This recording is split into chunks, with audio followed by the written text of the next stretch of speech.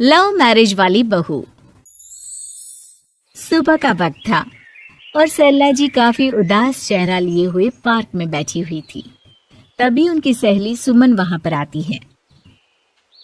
क्या हुआ सरला जी, आज मॉर्निंग वॉक करने का इरादा नहीं है क्या? इस तरह चुपचाप क्यों बैठी हैं? आई तो थी ये सोचकर कि पार्क में जाकर थोड़ी देर पहले टहल लूंगी, लेकिन क्या करूं, मन ही नहीं कर रहा। अरे सब ठीक है, तो इतनी परेशान क्यों नजर आ रही हैं? नहीं नहीं, ऐसी तो कोई बात नहीं है, सब ठीक है। अरे भाई, अब तो आपको खुश नजर आना चाहिए। अभी कुछ महीने पहले तो बेटी की शादी हुई है, घर में नई बहू आई है, आपके चेहरे पर तो रौनक नजर आनी चाहिए। अरे छोड़ो भी, आजकल की बहुओं के बारे में क्या बताऊं आपको। क्यों, क्या हुआ बहन जी, कोई परेशानी है क्या? कुछ किया क्या बहू रानी ने? अरे भाई, अभी तो शादी को 6 महीने हुए हैं। अब आपसे क्या छुपाना, आप तो जानती है मेरे बेटे ने लव मैरिज की है और मुझे ना इन लव मैरिज वाले बहुओं पर बिल्कुल भरोसा नहीं। ना जाने कब मेरे बेटे के कान भर दे। अरे लेकिन सरला जी, आपके बहू बेटा तो आपके साथ ही रहते हैं, फिर आपको इस बात का डर क्यों है? पता नहीं क्यों बहन जी, अभी तो मुझे अपनी बेटी दीपाली की भी शादी करनी है। बस इसी बात को सोचकर परेशान रहती हूँ। ये लव मैरिज वाली बहू पता नहीं कितने दिन परिवार में एडजस्ट कर पाएगी। कल को अगर बेटे को लेकर दूसरी जगह चले गई तो क्या होगा? अरे हाँ, याद आया, दीपाली तो दिल्ली में नौकरी करती है ना? हाँ हाँ, बहुत अच्छी नौकरी लगी है उसकी।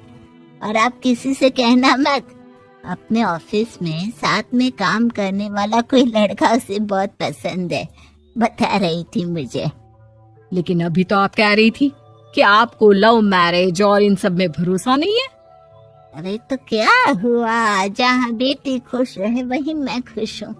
और वैसे भी बेटी को तो दूसरे घर जाना है, वो लोग जाने और उनकी बहू जाने, मुझे तो बस अपनी बेटी का ब्याह करना है। अच्छा अच्छा, ठीक है ठीक है, जैसी आपकी मर्जी। लेकिन मुझे लगता है कि आप अपनी बहू के लिए कुछ ज्यादा ही सोच रही हैं। क्या पता वो वैसी ना हो जैसी आप समझ रही हो। सरला जी अपनी जगह से उठते हुए कहती है। अब ये तो भगवान जाने, बस मेरी बेटी दीपाली की शादी उसकी पसंद से हो जाए तो मैं गंगा नहा लूं। चलिए, बहुत देर हो गई है, मैं भी अब घर जाती हूँ। अच्छा अच्छा, ठीक है, मैं भी चलती हूँ। अगले दिन जब सरला जी अपने घर पर बैठकर चाय की चुस्कियां ले रही थी, तभी उनकी बहू वहां पर आती है। मम्मी जी, मैंने एक जगह नौकरी के लिए अप्लाई किया था और वहां से सब कुछ पॉजिटिव आया है। मैं भी नौकरी करना चाहती हूँ ताकि घर के खर्चों में थोड़ा हाथ बटा सकूं। अरे बहू, तुम्हें नौकरी करने की क्या जरूरत है? मेरा बेटा अच्छा खासा कमाता है, क्या तुम्हें किसी बात की कोई कमी है? तभी सरला जी का बेटा वहां पर आता है। नहीं माँ, उसे किसी बात की कमी नहीं है, लेकिन वो इतनी पढ़ी लिखी है और अगर नौकरी करना चाहती है तो हमें उसे नौकरी करने देना चाहिए। कुछ पैसे घर में आएंगे, हम सबकी मदद हो जाएगी। तुम तो ऐसे कह रहे हो बेटा जैसे ये घर तुम्हारी पत्नी की कमाई पर ही चलता है। अरे नहीं नहीं मम्मी जी, इनके कहने का ये मतलब नहीं है, बस मेरी ही नौकरी करने की इच्छा थी, इसलिए आपकी परमिशन चाहते हैं। अब भाई, मेरा बेटा तुम्हें लव मैरिज करके घर में लाया है, मैं तुम्हें कुछ कैसे कह सकती हूँ? जो मर्जी आए करो। सरला जी का बेटा और बहू वहां से चले जाते हैं। अब उनकी बहू नौकरी करना शुरू कर देती है। कुछ ही दिन बाद सरला जी की बेटी दिल्ली से अपने घर आती है और अपनी माँ से कहती है, माँ, मैंने आपको बताया था ना, मुझे अपने ऑफिस में साथ काम करने वाले एक लड़के से बहुत प्यार है, मैं उससे शादी करना चाहती हूँ माँ। हाँ हाँ, तो मैंने कब मना किया? अगर तुम उसे पसंद करती हो तो उसके घर वालों को कहो, हम आपस में बात करके तुम्हारी शादी तय कर देते हैं। अरे लेकिन माँ, एक बहुत बड़ी परेशानी है। क्या परेशानी है बेटा? माँ, वो लड़का बहुत अच्छा है, लेकिन कुछ ज्यादा ही पैसे वाले घर से हैं उसके माँ बाप। उन्हें मेरे और उसके रिश्ते से वैसे तो कोई परेशानी नहीं है, लेकिन वे चाहते हैं कि शादी 5 स्टार होटल में हो। अरे ऐसे कैसे? हम तो मिडिल क्लास लोग हैं। हमारे लिए 5 स्टार होटल में शादी करना कोई आसान काम थोड़ी ना है। लेकिन माँ, मैं क्या करूँ? मैंने उनसे बात करने की बहुत कोशिश की, बस एक किसी जगह बात अटक गई है। साफ साफ कह दो बेटा, शादी करनी है तो ठीक है, लेकिन ये 5 स्टार में शादी करने वाली शर्त मैं नहीं मान सकती। अरे कैसी बात कर रही हैं आप मम्मी जी?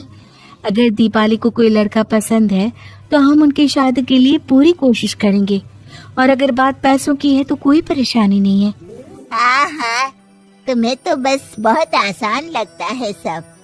जिस तरह तुमने मेरे बेटे से इतनी आसानी से शादी कर ली, सारे काम उतने आसानी से नहीं होते। समझ में आया? हर काम करने में पैसे लगते हैं। लेकिन माँ, मैं उस लड़की को बहुत पसंद करती हूँ। सही बात है बेटा, लेकिन तुम उस लड़के से साफ साफ कह दो, अगर उसे तुमसे शादी करनी है तो अपने घर वालों को मनाए। अगर नहीं मना सकता तो तुम दोनों अपनी गृहस्थी अलग से कहीं सेट कर लो। कोई जरूरत नहीं है अपने माँ बाप के साथ रहने की। मम्मी जी, ये आप क्या कह रही हैं? मैं भी तो आपकी बेटी के साथ लव मैरिज करके आई हूँ। अगर मैंने भी ऐसा ही किया होता तो?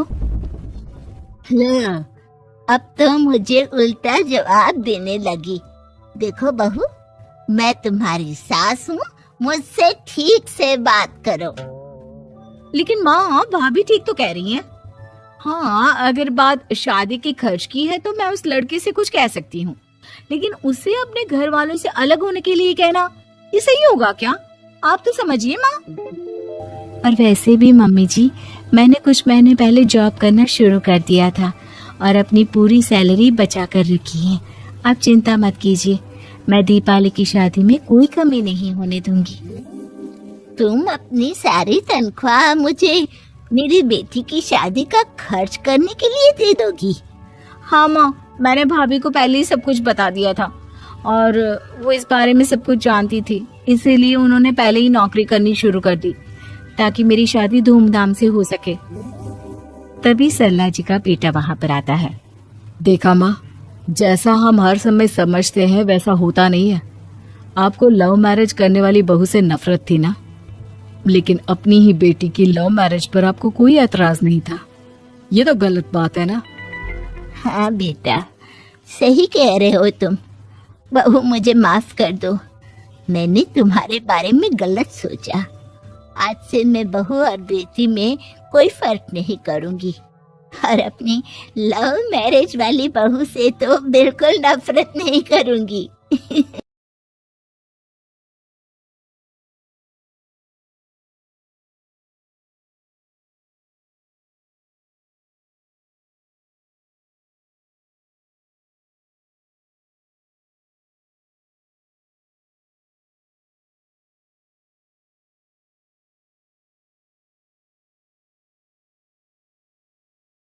Thanks for watching. Please subscribe.